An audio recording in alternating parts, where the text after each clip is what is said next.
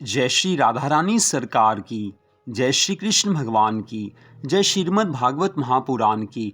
श्रीमद् भागवत महापुराण के 10वें स्कंद के 47वें अध्याय की कथा आज हम आपको सुनाने जा रहे हैं। इस अध्याय का नाम है उद्धव गोपी संवाद। पिछले अध्याय की कथा में आपने सुना था कि किस प्रकार उद्धव जी महाराज भगवान श्री कृष्ण जी के कहने पर नंदगांव में आए हैं और किस प्रकार वो भगवान जी का संदेश सबको सुनाते हैं। अब उससे आगे की कथा। हे राजा परीक्षित, जब उद्धव पूजा पाठ करके नंद राय के घर लौटने लगे तब गोपियों ने उन्हें श्री श्याम सुंदर जैसा पीतांबर, मुकुट और माला धारण किए देखकर परस्पर कहा है कि हे सखी, श्री मनमोहन प्यारे ने यहाँ से जाते समय किसी को भेजने के लिए कहा था। ये वही तो नहीं है जिसे मुरली मनोहर ने हमारी सुधि लेने को भेजा है। ये सुनकर दूसरी गोपी कहने लगी कि हे सखी, ये उनका सखा उद्धव है। ये कल से नंद यशोदा के घर ठहरे हुए हैं और हमारे लिए श्री कृष्ण जी का संदेशा लेकर आए हैं। ये सुनते ही श्री राधा रानी आदि सभी गोपियां वहां से निकलकर नंद गांव की विशाल कदम खंडी में एकत्रित हुई हैं। वहीं उद्धव जी भी आ पहुंचे हैं। तब सब गोपियां उन्हें चारों ओर से घेर कर बैठ गई और कुशल क्षेम पूछने के बाद कहने लगी हैं कि हे उद्धव, हमने सुना है कि तुम्हें श्री श्याम सुंदर ने नंद यशोदा जी को धीरज बंधाने के लिए भेजा है। बड़ी सुंदर बात है, परंतु उन्होंने हमारे लिए कुछ नहीं कहलाया। इससे हमें बड़ा दुख हो रहा है। हम तो उनकी बिना मोल की दासी हैं, फिर वे हमें क्यों भूल गए। दूसरी गोपी कहने लगी कि हे उद्धव, नंद नंदन बड़े कपटी और निर्दयी हैं। जिस प्रकार भंवरा फूलों से रस लेकर उड़ जाता है, उसी प्रकार श्री कृष्ण जी ने यहाँ रास विलास करके अब हम सब से मुख मोड़कर मथुरा में चले गए हैं। जिस प्रकार उनकी मंद मुस्कान मधुर चितवन पर देव कन्याएं और लक्ष्मी जी मोहित रहती हैं, उसी प्रकार हम सब भी उनके मुख कमल का रस भंवरे के समान पीकर उसी के मद में आठों पहर मतवाली बनी बैठी रहती हैं, परंतु वे तो हमें याद भी नहीं करते। इस वार्तालाप में गोपियां उनके प्रेम में ऐसी मग्न हुई हैं कि उनको अपने शरीर तथा वस्त्रों का भी कुछ ध्यान नहीं रहा है। उस समय एक भंवरा उड़ता हुआ वहां पर आ गया। उसे देखकर एक गोपी इस प्रकार कहने लगी है कि हे सखी, श्याम सुंदर के लिए जो संदेशा तुम उद्धव से कह रही हो, वही इस भंवरे से कहलाकर उनके पास भेज दो, क्योंकि वह भी उन्हीं के समान काले रंग का कुटिल और कपटी है। इस प्रकार वे भंवरा के बहाने उद्धव को अनेक खरी खरी बातें सुनाने लगी हैं। पहली सखी की बात सुनकर दूसरी ने कहा कि हे सखी, क्या ये भंवरा श्री श्याम सुंदर के पास हमारा संदेश ले जाएगा। मैं तो समझती हूँ कि जितने भी जीव काले रंग के होते हैं, उनमें से किसी से भी अपनी भलाई की उम्मीद नहीं करनी चाहिए। तीसरी सखी कहने लगी कि हे सखी, कृष्ण वर्ण के अर्थात काले रंग के सभी जीव एक जैसे होते हैं। मेघ और सर्प काले रंग के होते हैं, जो सबको महाविपत्ति पहुंचाते हैं। इसी प्रकार भंवरे को भी समझना चाहिए। चौथी गोपी कहने लगी है कि हे भ्रमर, मुझे किसी श्याम रंग वाले पर विश्वास नहीं होता, क्योंकि अपने चित्त चोर श्याम सुंदर की बातें याद आने पर मैं अपनी सुध बुध भूल जाती हूँ। अस्तु, जब वह भंवरा गोपियों के शरीर पर लगी हुई केशर की सुगंध को सूंघ कर उनके पास आया तो उसे देखकर एक सखी कहने लगी है कि हे भ्रमर, तू हमारे पास तो आ ही मत। तेरे समान श्याम वर्ण के श्याम सुंदर हमें छोड़ गए हैं और मथुरा की स्त्रियों के साथ विहार कर रहे हैं, अतः तुझे वहीं जाना चाहिए। वे मथुरा की स्त्रियां श्री मनमोहन प्यारे को रिझाने के लिए अपने शरीर पर विविध प्रकार की सुगंध लगाती हैं, तो उन्हीं की सुवास का रस पान कर। एक अन्य सखी कहने लगी कि हे आली, इस भ्रमर की नाक मथुरावासी स्त्रियों के शरीर की सुगंध सूंघ कर भर गई है, अतः एक स्थान पर ये बैठकर रस नहीं पीता है। दूसरी गोपी कहने लगी कि हे भ्रमर, तू मथुरा में जाकर हमारे चित्त चोर से ये संदेश कह देना कि अपने प्रेमियों को सताना कहाँ का न्याय है। जिस प्रकार कोई भंवरा एक फूल पर क्षण भर से अधिक नहीं ठहरता, उसी प्रकार तुम्हारी भी नीति है। लक्ष्मी जी तुम्हारा स्वभाव न जानकर तुम्हारे ऊपर मोहित हैं। यदि वे तुम्हारी कठोरता का हाल जानती तो कभी भी तुमसे प्रीति नहीं करती। मथुरा की स्त्रियां भी तुम्हारी कठोरता का हाल नहीं जानती। हम तो चाहती हैं कि उनकी प्रीति और तुम्हारा निर्दयीपन दिन प्रतिदिन बढ़ जावे, जिससे उनका हाल भी हमारे समान हो जाए। एक अन्य सखी कहने लगी है कि हे भ्रमर, श्री श्याम सुंदर सब गुणों से परिपूर्ण हैं। देवलोक और मृत्यु लोक की स्त्रियां उनके ऊपर मोहित रहती हैं, फिर हम ग्वारियों को कौन पूछे। चौथी गोपी कहने लगी कि हे भ्रमर, तूने श्री माधव के चरण कमलों का रस पान किया है, इसी से तेरा नाम मधुकर है। तू कपटी श्याम सुंदर का मित्र है, अब दूत बनकर हमारे पास आया है। श्याम वर्ण के काले रंग के सभी जीव कपटी होते हैं, इसलिए तू तो हमें स्पर्श ही मत कर। एक अन्य सखी कहने लगी है कि हे भ्रमर, तू कुब्जा के अंग पर लगी हुई केशर का तिलक अपने मस्तक पर लगाकर हमें ठगने को आया है, परंतु जब हम कुब्जा दासी के समान भी नहीं हैं, तो उनके पास जाकर क्या करेंगी। अब तू मथुरा में जाकर श्री कृष्ण जी के सम्मुख कुबड़ी के यश का गान कर, कुब्जा के यश का गान कर। जिस प्रकार बहेलिया अलगोजा बजाकर हिरन को पकड़ लेता है, उसी प्रकार श्री कृष्ण जी ने भी अपनी मधुर मुरली बजाकर हमें अपने प्रेम जाल में फंसा लिया है। हे राजा परीक्षित, जब गोपियां भंवरे को सुनाकर उद्धव जी महाराज से मर्म वचन कह रही थी, उसी समय ललिता सखी ने कहा कि हे सखियों सुनो, श्री श्याम सुंदर प्यारे ने कोई इसी जन्म में ही कठोरता नहीं दिखाई है। वे तो सदा से ही ऐसा करते आए हैं, सदा के कपटी हैं। उन्होंने राम अवतार में बाली नामक वानर को बिना अपराध के मार दिया और रावण की बहन शूर्पनखा के नाक कान कटवा लिए। वामन अवतार के समय उन्होंने राजा बलि से छल करके उस जैसे धर्मात्मा और ज्ञानी राजा का सारा राजपाट लेकर उसे पाताल भेज दिया। यदि तुम यह कहो कि हम ऐसे कपटी से प्रीति करके दुखी क्यों हो रही हैं, तो अकेली मैं ही क्या, बड़े बड़े राजा भी अपने घर द्वार राजपाट स्त्री पुत्र आदि को त्याग कर उनकी भक्ति करने के लिए वनों में वास करते हैं। एक अन्य सखी आज श्याम सुंदर के विरह में कहने लगी है कि हे सखी, मैं नहीं समझती कि श्री कृष्ण जी को हमारे प्राण लेने से कोई लाभ होगा, जो वे ऐसा कठोर व्यवहार कर रहे हैं। एक अन्य सखी कहने लगी कि हे भ्रमर, हम लोगों ने ये सोचकर ही श्री मुरली मनोहर से प्रीति लगाई थी कि वे कुछ दिनों तक उसे जरूर निभाएंगे, परंतु वे तो अपनी मंद मुस्कान से हम लोगों के मन को चुराकर इस प्रकार अलग हो गए जैसे वो हमें जानते ही नहीं थे। यदि हम उन्हें ऐसा निष्ठुर पहले से ही जान लेती तो कदापि उनसे प्रेम नहीं करती। एक अन्य सखी कहने लगी है कि हे आली, जो कुब्जा कंस की जूठन खाती थी, महापापी कंस की दासी थी, अब श्री श्याम सुंदर ने उस कुब्जा को अपनी पट रानी बना लिया है। इस बात को सुनकर हम लोग तो लज्जावश किसी को मुंह भी नहीं दिखा पाती हैं। दूसरी गोपी ने कहा है कि हे सखी, देखो, जिसे दीन दयालु और परमेश्वर का अवतार कहा जाता है, अब वही ऐसा कठोर बन गया है कि हमारा दुख दूर करने के लिए वह यहाँ तक आ ही नहीं सकता, संदेशा भिजवाकर हमारे कटे हुए पर नमक छिड़क रहा है। एक अन्य गोपी ने कहा है कि हे भ्रमर, तू उस चित्त चोर से ये जरूर पूछना कि वे अपनी निर्दयता त्याग कर हमें दर्शन देंगे या नहीं देंगे। तब एक सखी ने उद्धव से कहा कि हे उद्धव, श्री मुरली मनोहर और बलराम जी कभी हम लोगों को याद भी करते हैं अथवा नहीं। तभी दूसरी गोपी कहने लगी कि हे आली, अब तो वे मथुरा की परम सुंदर तथा चतुर स्त्रियों के बीच में रहते हैं, भला अब वे हम ग्वालिनों की याद क्यों करने लगे। यदि हम पहले ऐसा जानती तो उन्हें जाने ही नहीं देती। हे सखी, जिस प्रकार वर्षा ऋतु में मेघ पृथ्वी वन पर्वत आदि को ठंडा करता है, उसी प्रकार क्या कभी श्री मुरली मनोहर भी यहाँ आकर हमारे हृदय की प्रेम रूपी अग्नि को अपने दर्शन रूपी जल से शीतल करेंगे। इस बात को सुनकर एक दूसरी गोपी कहने लगी कि इन बातों से कोई मतलब सिद्ध नहीं होगा, तुम्हें उद्धव से पूछना चाहिए कि वे यहाँ किस लिए आए हैं। तब एक सखी उद्धव से पूछने लगी कि हे उद्धव, तुम यहाँ आए क्यों हो? श्री कृष्ण जी भी कभी यहाँ आना चाहते हैं अथवा नहीं। एक अन्य सखी उसकी बात को बीच में ही काटते हुए कहने लगी है कि अरे पगली, ये क्यों नहीं पूछती कि श्री कृष्ण जी ने कुबड़ी गुरु से कपटी के अतिरिक्त कुछ दया धर्म भी सीखा है अथवा नहीं सीखा है।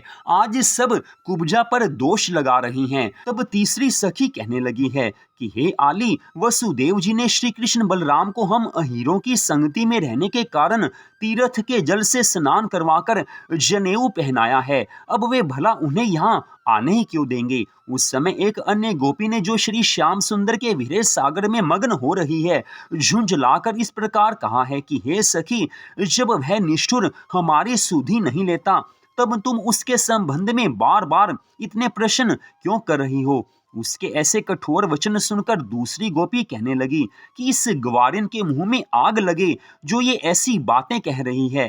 हे उद्धव, तुम सच सच बताओ कि श्याम सुंदर यहाँ कब आएंगे। तब तीसरी गोपी ने पूछा कि हे उद्धव, तुम हमारे प्राण वल्लभ के पास से आ रहे हो, इसलिए तुम्हारे चरणों की धूल हमें अपने नेत्रों में लगाना उचित है। हे राजा परीक्षित, आज सब गोपियों की ऐसी करुण दशा को देखकर उद्धव अपने मन में विचार करने लगे हैं कि श्री कृष्ण जी से ऐसी प्रीति तीनों लोकों में अन्य किसी की भी नहीं हो सकती है।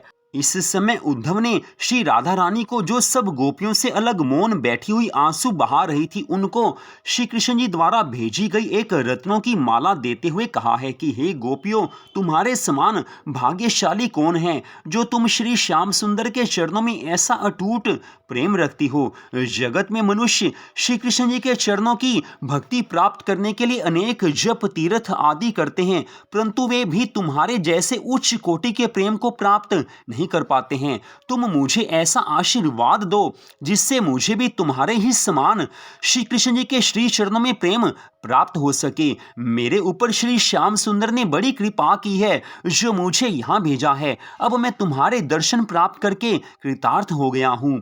आज उद्धव जी को अपने ज्ञान का अभिमान भूल गया है। पहले जो उद्धव ज्ञान के अभिमान में गोपियों को मूर्ख कह रहे थे, जब श्याम सुंदर भगवान ने उद्धव जी को ब्रज में भेजा था, उस समय उद्धव जी ने भगवान जी से कहा था कि हे प्रभु, आप मुझे नंदगांव भेज तो रहे हैं, लेकिन वहाँ की जो अनपढ़ ग्वालिनें हैं वो मेरी बात को समझ भी पाएंगी या नहीं समझ पाएंगी। उस समय श्याम सुंदर भगवान को मन में क्रोध तो आया था, क्योंकि उद्धव ने सब गोपियों को अनपढ़ कह दिया था, लेकिन इस श्याम सुंदर भगवान ने मन में यही सोचा कि अब इनके अभिमान को नष्ट करना चाहिए। इसी कारण भगवान श्री श्याम सुंदर ने उद्धव जी को नंदगांव में भेजा है। आज उद्धव जी को अपने ज्ञान का अभिमान भूल गया है। पश्चात उद्धव जी महाराज जी ने आज भगवान श्री कृष्ण जी का पत्र तथा लाया हुआ संदेश उन्हें दिया है। समझाने लगे हैं कि हे गोपियों, तुम भोग की आशा छोड़कर योग साधना करो और संपूर्ण संसार के उत्पन्न करने वाले प्रभु का निर्गुण स्वरूप में ध्यान धरो, जिससे वह आठों प्रहर तुम्हारे पास रहेंगे। आज उद्धव जी के ऐसे ज्ञान भरे वचनों को सुनकर श्री राधा रानी सरकार ने कहा है कि हे उद्धव, इन रतन आभूषणों की जिससे शोभा होती है, वह मेरा अनमोल रतन कहाँ है। तुम यह आभूषण उसी श्याम सुंदर को जाकर लौटा देना। मैं तो केवल उन कन्हैया जी के दर्शन ही प्राप्त करना चाहती हूँ। ये जो आभूषण तुम लाए हो वो मेरे किसी काम के नहीं हैं। दूसरी सखी कहने लगी कि हे उद्धव, ये कहाँ का न्याय है कि वे हमें तो योग साधना का उपदेश करते हैं और स्वयं मथुरा में भोग विलास करते हैं। तुम हमें केवल ये बता दो कि उनकी उस अतरंग सभा में कभी हमारी चर्चा भी होती है। ये सुनकर एक अन्य सखी कहने लगी है कि हम लोग तो दिन रात उनके ध्यान में मग्न रहती हैं तथा उनके ही नाम का गुणगान करती हैं, और वे योग वैराग्य की पाती लिखकर हमारे हृदय की दबी दबाई अग्नि को और अधिक प्रज्वलित कर रहे हैं। हे उद्धव, जो सदैव गुण रूपी लीलाएं दिखाते रहे, हम उन्हें निर्गुण किस प्रकार मान सकती हैं? वे अगम अगोचर कैसे हो गए? हमारे जिन प्राणों में प्राण प्यारे श्री कृष्ण जी बसे हुए हैं, वे तुम्हारी सीख क्या सुनेंगे? तब एक गोपी उठकर इस प्रकार कहने लगी है कि हे आली, उद्धव से कुछ कहने की क्या आवश्यकता है? इनकी बातें सुनकर चुप रहना ही ठीक है। एक अन्य सखी बोली कि हे आली, अब तो कुब्जा जैसा सिखाकर भेजती है, लोग यहाँ आकर वैसी बातें बनाते हैं। जप तप संयम तो वैरागियों के लिए है, हमारे लिए तो एक ही नियम और एक ही व्रत है कि हम सदैव श्री कृष्ण जी के चरण कमलों की सेवा करती रहें। हे उद्धव, तुम्हारे इस योग को सुनकर हमारे हृदय में वियोग का दुख और अधिक बढ़ गया है। तदुपरांत श्री राधा रानी सरकार कहने लगी हैं कि हे उद्धव, हमारे प्यारे श्री कृष्ण जी हमको छोड़ चाहें जहां भी रहें, परंतु वे अपने हृदय में हम दीन अबलाओं के प्रति प्रेम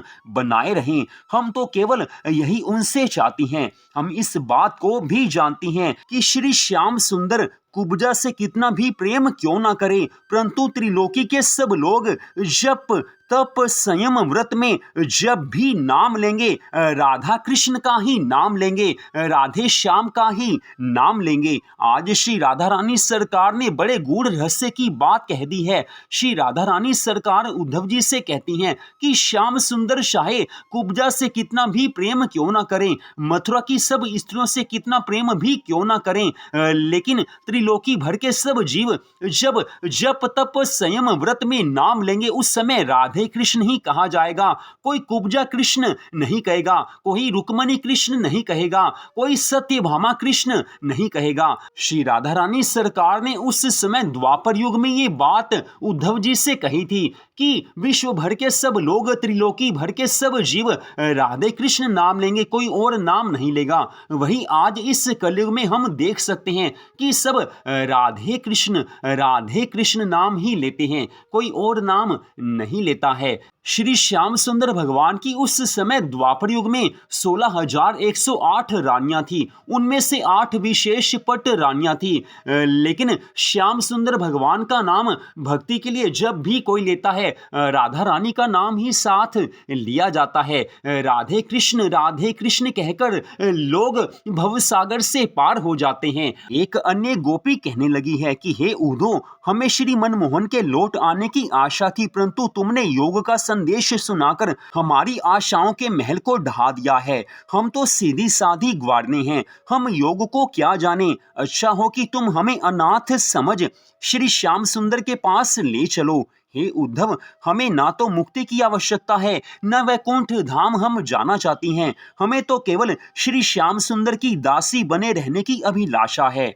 हे राजा परीक्षित, गोपियों के इन वचनों को सुनकर उद्धव कोई उत्तर ना दे सकने के कारण शीश झुकाकर चुपचाप बैठे रहे। उस समय अपने मन में वो समझ गए कि श्री श्याम सुंदर ने मेरे ज्ञान के अभिमान को नष्ट करने के लिए ही मुझे यहाँ भेजा है। अस्तु कुछ देर बाद उद्धव पुनः गोपियों को ज्ञान सिखाने के लिए कहने लगे कि हे गोपियों, जिस प्रकार जल पर खींची गई रेखा मिट जाती है, उसी प्रकार संपूर्ण संसारी व्यवहार भी स्वप्न के समान मिथ्या है। इस कारण तुम्हें उचित है कि तुम श्री हरि के चतुर्भुजी स्वरूप का ध्यान करो, जिससे तुम्हें श्री नारायण भगवान का दर्शन प्राप्त होगा। एक सखी कहने लगी कि हे उद्धव, यद्यपि श्री कृष्ण जी रूप रहित हैं, आप ये बता रहे हो, तो ये तो बताओ कि यशोदा जी ने पालने में किसको झुलाया था? उन्होंने हमारा गोरस चुराकर किसके मुंह में खाया? अतः तुम्हारा यह मिथ्या ज्ञान हमारे किसी मतलब का नहीं है। हमें ज्ञानोपदेश करते हुए तुम्हें खुद ही कुछ विवेक नहीं रहा है, तुम्हें कुछ भी ज्ञान नहीं है। एक अन्य गोपी कहने लगी कि हे उद्धव, हम तो अपने प्राण प्यारे के लिए व्याकुल हैं और तुम प्रपंच की बातें करके जले पर नमक छिड़कते हो। श्री श्याम सुंदर तो हमें इस प्रकार छोड़ गए हैं जैसे सांप अपनी कैंचुली को उतार देता है। दूसरी सखी कहने लगी कि हे उद्धव, श्याम सुंदर प्यारे ने हमें दावानल तथा इंद्र के कोप से बचाकर यहाँ अनेक लीलाएं दिखाई हैं। ऐसे श्री नारायण के अवतारी ने कुब्जा को अपनी रानी बनाया, ये सुनकर लज्जा से हमारा शीश झुक जाता है। क्या उन्हें चेली का चेला कहलाने में लाज नहीं आती? तब एक अन्य सखी कहने लगी कि हे उद्धव, यदि श्री श्याम सुंदर को कुबड़ ही प्यारा हो तो हम लोग भी कुबड़ी बनकर मथुरा चली चलें। हे उद्धव, वह दिन कब आएगा जब श्री मुरली मनोहर यहाँ आकर हमारा दुख दूर करेंगे? एक सखी ने कहा कि हे सखी, मुझे तो अब उनके यहाँ लौटकर आने की आशा ही नहीं रही, क्योंकि वे वहां राज्य पा गए हैं। एक और गोपी कहने लगी कि हे उद्धव, जब श्री कृष्ण जी ने हमको त्याग दिया, तब फिर उन्होंने अपना नाम गोपीनाथ क्यों रखा हुआ है? हे उद्धव, तुम उनसे जाकर कह देना कि अब भी उस दासी को त्याग दें, क्योंकि हमसे ये छोटी बात सही नहीं जाती कि वह कुब्जा उनकी पट रानी कहलाए। हे उद्धव, कुब्जा से भी कह देना कि तू जिस पर मोहित हुई है उसकी कठोरता का ये हाल है कि जिसकी कोख से उत्पन्न हुआ, उन माता देवकी तथा पिता वसुदेव को ही बंदी गृह में डलवा दिया, फिर हम गोपियों को दुख देकर दूर हो गया है। एक अन्य गोपी ने कहा है कि हे उद्धव, वे जिस दिन से गए हैं उसी दिन से हमारा खाना पीना हंसना बोलना सब छूट गया है। हम दिन रात उन्हीं के आने जाने की राह देखा करती हैं। यदि श्री मुरली मनोहर को ज्ञान ही सिखाना था तो हमें मुरली बजाकर घरों से क्यों बुलाया था? किस लिए रास लीला करके उन्होंने हमारे मन को चुराया था? एक अन्य गोपी कहने लगी कि हे उद्धव, शास्त्र के वचनों के अनुसार गुरु अपने शिष्य के कान में स्वयं मंत्र फूंकता है। यदि श्री मोहन प्यारे हमसे योग ही सधवाना चाहते हैं तो उन्हें चाहिए कि ब्रज की कुंजों में आकर हमें स्वयं ज्ञान का उपदेश करें। फिर एक सखी ने कहा कि हे उद्धव, श्री श्याम सुंदर स्वयं अपने हाथों से जिन गोपियों के केशों में सुगंधित तेल लगाकर उन्हें गूंथते और पुष्पों से सजाते थे, क्या उन्हीं गोपियों को जटा रखने तथा योग धारण करने की बात उन्होंने कही है? जिन कानों में वे स्वयं रत्न जड़ित कर्णफूल पहनाया करते थे, क्या अब वे उन्हीं में मुद्रा डालने को कहते हैं? जिन गोपियों के शरीर पर वे स्वयं गोटे किनारे की लगी हुई रंगीन साड़ियां बांधते थे, क्या अब उन्हीं गोपियों को मृगशालाएं लिपटाने का उपदेश उन्होंने दिया है? जिन कंठों में वे अपनी वनमाला पहनाते थे, क्या अब उन्हीं में सेहली डालने की उन्होंने आज्ञा दी है? क्या यही उनका धर्म पंथ है? क्या यही उनका ज्ञान है? क्या यही उनका प्रेम है? ऐसा प्रेम किस काम का जो सबको दुख देता हो? एक अन्य सखी कहने लगी हैं कि हे उद्धव, जिस प्रकार कोई ठग बटोही के साथ पहले तो प्रीति दिखलाता है, फिर मौका लगाकर उसका धन छीनकर मार डालता है, उसी प्रकार श्री श्याम सुंदर ने पहले तो प्रीति दिखाकर हमारा तन मन धन सब छीन लिया, अब वैराग्य की छुरी मारकर हमारे प्राण ले रहे हैं। फिर एक अन्य गोपी इस प्रकार कहने लगी कि हे उद्धव, एक तो मनमोहन प्यारे पहले से ही इतने निष्ठुर थे, फिर उन्हें तुम्हारे जैसे कठोर मित्र और मिल गए। ऐसी हालत में वो ऐसा संदेशा नहीं भेजेंगे तो और क्या करेंगे? सब के सब तुम कठोर हो। तुम जो हमसे ज्ञान वैराग्य की बातें करते हो, सो हमको ऐसा कठोर योग्य साधने की क्या आवश्यकता है? जो तुम ये कहते हो कि सब जीवों में उन्हीं का प्रकाश रहता है, फिर तो इस हिसाब से तुम भी कृष्ण ही हो गए। तुम भी कृष्ण के समान गोवर्धन पर्वत को अपनी उंगली पर उठाकर दिखा तो दो। हे उद्धव, हम इस बात को भली भांति जानती हैं कि उन जैसा कोई नहीं हो सकता है। यदि तुमसे हो सके तो तुम हमारे चित्त चोर को यहाँ ले आओ। हमारा हृदय तो उन्हीं की सांवली मनमोहिनी मूर्ति के वश में है। तुम्हारे इस ज्ञान वैराग्य के लिए उसमें कोई स्थान नहीं है। तुम बस चिट्ठी को जहां से लाए हो वहीं ले जाओ। ये सब योग वैराग्य वे अपनी कुब्जा रानी को सिखावें।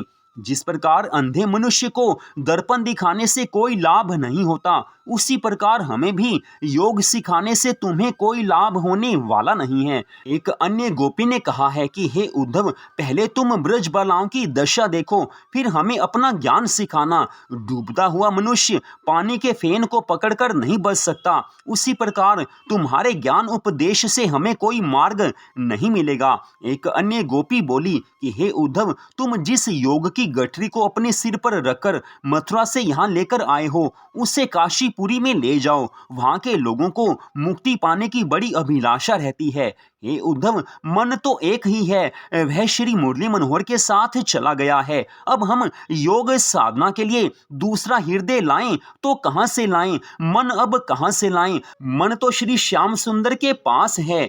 हे उद्धव, हम तो तुम्हें भी श्री श्याम सुंदर का भक्त ही समझती थी, परंतु तुम्हारी बातों से पता चलता है कि तुम्हें उनसे प्रीति अथवा भक्ति कुछ नहीं है। तुम कमल की नाल के द्वारा हाथी को बांधने की कोशिश कर रहे हो। हमारी प्रीति को तुम्हारा उपदेश बांध नहीं सकता है। श्री श्याम सुंदर के साथ रास लीला करने के समय 6 महीने की रात हमें एक पल के समान प्रतीत हुई थी। अब उनके वियोग का प्रत्येक क्षण हमें युगों युगों के समान लगता है। वे हमसे लौट कर आने की बात कह गए थे, इसी आशा में हम सब जीवित हैं, अन्यथा कभी की हम मर गई होती। हे उद्धव, तुम्हें भी श्री श्याम सुंदर से प्रेम नहीं है, क्योंकि तुम उन्हें छोड़कर आ गए हो। हम होती तो उन्हें नहीं छोड़ती। हम श्री श्याम सुंदर को छोड़ नहीं सकती, लेकिन तुम श्री श्याम सुंदर को छोड़कर आए हो। तुम्हें उनसे प्रेम नहीं है, नहीं है, नहीं है। आज सब गोपियां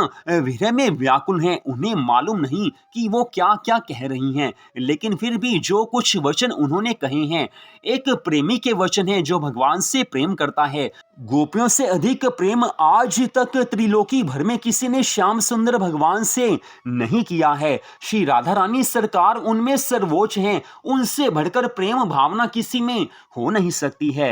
हे राजा परीक्षित, आज गोपियां श्री श्याम सुंदर के वियोग में व्याकुल होकर अपने आंसुओं द्वारा उद्धव जी के चरण धोकर आज श्री श्याम सुंदर भगवान से प्रार्थना करने लगी हैं कि हे श्री श्याम सुंदर, अब हमसे तुम्हारा वियोग और अधिक नहीं सहा जाता है, इसलिए या तो हमें अपने दर्शन दो, अन्यथा हमारे प्राण ले लो। इतना कहकर गोपियों ने उद्धव का हाथ पकड़ रासलीला का स्थान दिखलाते हुए कहा है कि हे उद्धव, इन सब स्थानों को देखते रहने के कारण हम श्री श्याम सुंदर के विरह दुख को एक क्षण के लिए भी नहीं भूल पाते हैं। तुम श्याम सुंदर प्यारे से हमारा इतना संदेश कह देना कि हे प्रभु, अब तुम्हारे विरह रूपी समुद्र की लहरों में हमारी शरीर रूपी नाव डूबना ही चाहती है, सो शीघ्र आकर इसकी रक्षा करो।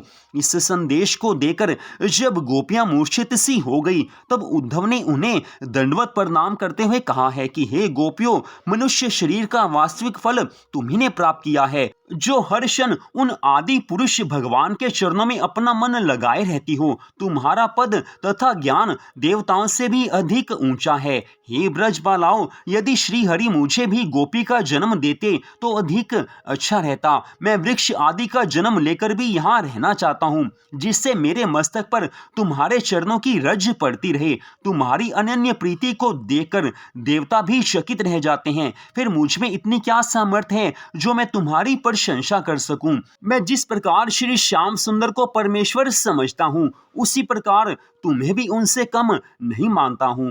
इतनी कथा सुनाकर श्री सुखदेव जी महाराज कहने लगे हैं कि हे राजा परीक्षित, गोपियों की ऐसी भक्ति और प्रेम के सामने उद्धव का ज्ञान योग का अभिमान नष्ट हुआ है।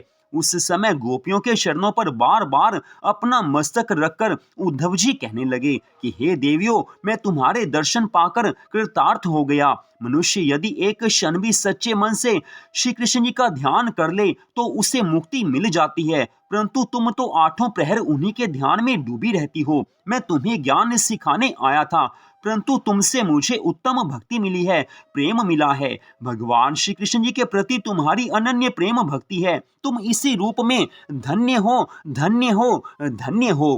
हे राजा परीक्षित, ऐसा कहकर आज उद्धव प्रेम मगन हो ब्रज की पवित्र भूमि पर लौटने लगे हैं। वहां के वृक्षों को अपने गले से लगाकर कहने लगे हैं कि यहाँ के सभी पशु पक्षियों के बड़े भाग्य हैं जो ऐसा उत्तम जन्म उन्होंने पाया है।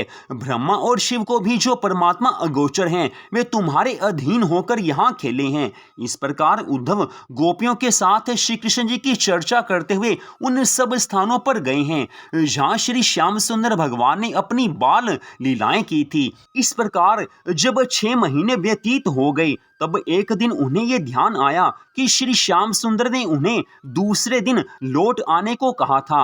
अस्तु, जिस समय उद्धव ने गोपियों से विदा मांगी, उस समय गोपियों ने कहा कि हे उद्धव, तुमने हमारे भले के लिए ही ज्ञान का उपदेश दिया था, परंतु हमने विरह के वेग में उसके बदले तुमसे जो दुर्वचन कहे, उनके लिए हम तुमसे क्षमा मांगती हैं। बड़े तो छोटों पर सदा से ही दया करते आए हैं। तुम हमारी दशा अपनी आंखों से देखे जा रहे हो, सो अब कृपा करके ऐसा उपाय करना जिससे हमें श्री कृष्ण जी का दर्शन प्राप्त हो सके। इतना कहकर श्री राधा रानी सरकार आदि सभी गोपियां उद्धव जी को अत्यंत प्रेम पूर्वक अपने घर ले गई हैं और उद्धव जी से कहने लगी कि हे उद्धव, तुम मोहन प्यारे से ये अवश्य कह देना कि तुम हमारे साथ प्रेम में पड़कर वन कुंजों में घूमते फिरते थे, परंतु अब तुमने ज्ञान वैराग्य लिखकर भेजा है, वह हमारे जरा भी काम का नहीं है। गोपियों के मुख से ऐसे वचन सुनने के बाद उद्धव ने फिर से सब गोपियों के श्री चरणों में अपने शीश को झुकाया है, सबको दंडवत प्रणाम किया है तत्पश्चात आज उद्धव जी महाराज नंद बाबा यशोदा मैया के पास आए हैं। नंद बाबा से कहने लगे हैं कि हे नंद राय जी, आप और सब ब्रजवासी परम धन्य हैं, जो श्री त्रिलोकी नाथ ने आपको अपनी बाल लीला का सुख दिखाकर कृतार्थ किया है। मैं भी आप सबके प्रेम के कारण इतने दिनों तक यहाँ रुका रहा। अब आप मुझे विदा कीजिए, जिससे मैं आपका संदेशा श्री मथुरा नाथ जी को सुनाऊं। ये सुनकर यशोदा मैया जी ने श्री कृष्ण बलराम जी के लिए माखन, मिठाई, घी आदि अनेक वस्तुएं दी हैं। कहने लगी हैं कि हे उद्धव, तुम देवकी बहन से कह देना कि मेरे श्याम बलराम को शीघ्र यहाँ भेज दें। मैं उनके बिना रात दिन व्याकुल रहती हूँ। फिर दोनों पुत्रों को मेरी ओर से आशीष देकर कहना कि तुम्हारे बिना तुम्हारी मैया बहुत दुखारी हो रही है। नंद बाबा ने कहा है कि हे उद्धव, आप स्वयं बुद्धिमान हो और यहाँ की दशा देखकर जा रहे हो। मैं अधिक क्या कहूँ। श्याम सुंदर से कह दीजिएगा कि वे शीघ्र आकर ब्रजवासियों का दुख दूर करें। जब इस प्रकार कहकर नंद यशोदा रोने लगे, तब उद्धव जी ने उन्हें धैर्य बंधा रोहिणी को साथ लेकर वहां से चल दिए हैं। उस समय ग्वाल बालों ने उन्हें अनेक प्रकार की भेंट देते हुए कहा है कि हे उद्धव जी, आप उन दोनों भाइयों को हमारा प्रणाम कहकर ये संदेशा कह देना कि वे हमें ऐसा वरदान दें कि उनका ध्यान जन्म जन्मांतरों तक हमारे हृदयों में बना रहे। ये सुनकर उद्धव जी कहने लगे हैं कि हे भाइयों, तुम्हारे हृदय में श्री श्याम सुंदर भगवान की ऐसी प्रीति विराजमान है कि दूसरे तो केवल तुम्हारा नाम ही लेकर इस भवसागर से पार हो सकते हैं, क्योंकि तुम सब जीवन मुक्त हो। इस प्रकार उद्धव जी वहां से विदा होकर मथुरा में आ गए हैं। वहां उन्होंने श्री श्याम सुंदर के सामने पहुंचकर दंडवत प्रणाम करके मुरली आदि वस्तुएं उनके सम्मुख रख दी हैं, जो सब भेंट उन्हें वहां से मिली थी। उन्हें देखते ही श्री कृष्ण बलराम प्रेम से गले मिलकर कहने लगे हैं कि हे भैया उद्धव, ब्रज में बहुत दिन लगा दिए, ये तो बताओ कि सब ब्रजवासी कभी हमारी याद भी करते हैं? तुमने हमारे नंद बाबा और यशोदा मैया को देखा होगा। ब्रज की गोपियां सदैव मुझसे ही प्रीति रखती थी, अब वे किस प्रकार रहती हैं? ये सुनकर उद्धव ने कहा है कि हे प्रभु, ब्रजवासियों के प्रेम का वर्णन मुझसे कुछ मत पूछिए। आपने बड़ी कृपा की जो मुझको नंद गांव भेजा। ब्रजवासियों के दर्शन पाकर मैं कृतार्थ हो गया। वहां सभी गोपी ग्वाल आपके लौटने की आशा में ही अपने प्राणों को रखे हैं। हे दीन बंधु, संध्या के समय जब मैं नंद गांव में पहुंचा तो सब लोग मेरे रथ को देख आपको आया हुआ जानकर मेरे पास दौड़े चले आए, परंतु जब उन्हें मैं दिखाई दिया तब वे आंखों में आंसू भरकर मौन खड़े रह गए। हे प्रभु, यशोदा जी ये विचार करके सदैव पछताती रहती हैं कि उन्होंने आपको कभी ऊखल से बांधा था और इस अपराध से ही उनका ब्रज सूना हो गया है। प्रातः काल होने पर जब मैं यमुना जी पर स्नान करने के लिए गया तो वहां श्री राधा आदि गोपियों ने मुझे बड़े प्रेम तथा आदर से बैठाया। फिर जब मैंने आपके पत्र को पढ़ा और उन्हें ज्ञान योग का उपदेश दिया तो उस समय उन्होंने मेरा कथन सत्य न मानकर सारा दोष कुब्जा को लगाया है। वे आपके प्रेम में डूबकर इस प्रकार रोने लगी कि मैं अपने सभी योग तथा ज्ञान को भूल गया। मैं उनके प्रेम की धारा में रंग गया हूँ।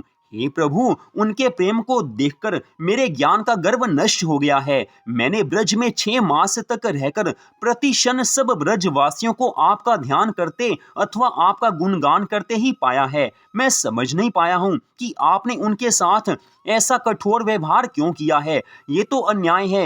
हे प्रभु, आपने अच्छा नहीं किया है।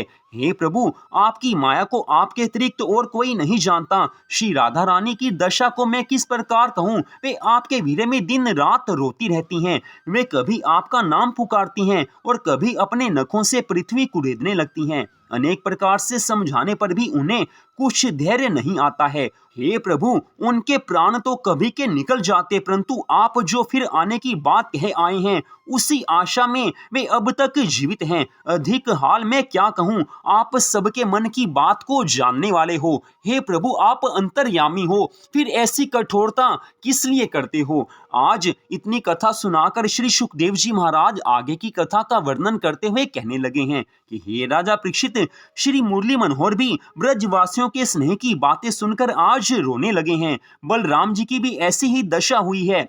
कुछ समय इसी तरह बीतने पर लंबी श्वासें लेते हुए और पीताम्बर से अपने आंसू पोंछते हुए आज श्री श्याम सुंदर भगवान उद्धव जी से कहने लगे हैं कि हे उद्धव, तुम सबको भली भांति ज्ञान तो सिखला आए हो। उद्धव जी से कुछ उत्तर देते नहीं बना है। हे राजा परीक्षित, फिर वे उनसे विदा लेकर वसुदेव देवकी के पास आए हैं तथा उन्हें नंद यशोदा का संदेशा सुनाया है। श्री कृष्ण जी तथा बलराम जी ने उस दूध, मक्खन आदि को जिसे नंद यशोदा ने उद्धव के हाथ भेजा था, बड़े प्रेम से खाया है। नंद गांव में सभी गोपी ग्वालों ने जो जो भेंट श्री कृष्ण बलराम जी के लिए भेजी थी, वो सारी भेंट देख देख कर आज प्रभु की आंखों में आंसू आ रहे हैं। आज श्री श्याम सुंदर भगवान और बलराम जी ब्रजवासियों के प्रेम को देखकर आंखों से आंसू बहा रहे हैं। आंसू रुकते नहीं हैं।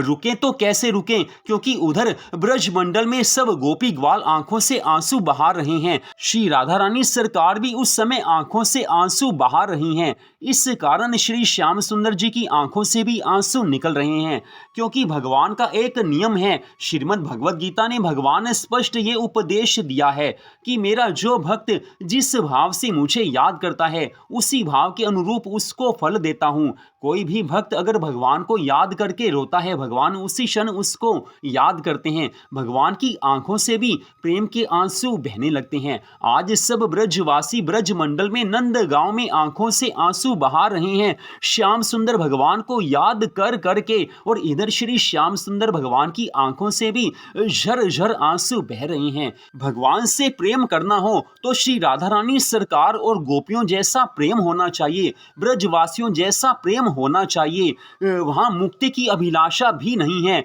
मोक्ष पाने की कामना भी नहीं है, वैकुंठ धाम जाने की कामना भी नहीं है। वहां तो केवल प्रेम की कामना है कि बस हम प्रभु से प्रेम करें और प्रेम ही करते रहें। तो आज की इस कथा का यहीं पर विश्राम होता है। जय श्री राधा रानी सरकार की, जय श्री कृष्ण भगवान की, जय सदगुरुदेव श्री बंसी वाले महाराज की, जय श्रीमद् भागवत महापुराण की। जय जय श्री राधे, जय जय श्री राधे, जय जय श्री राधे श्याम।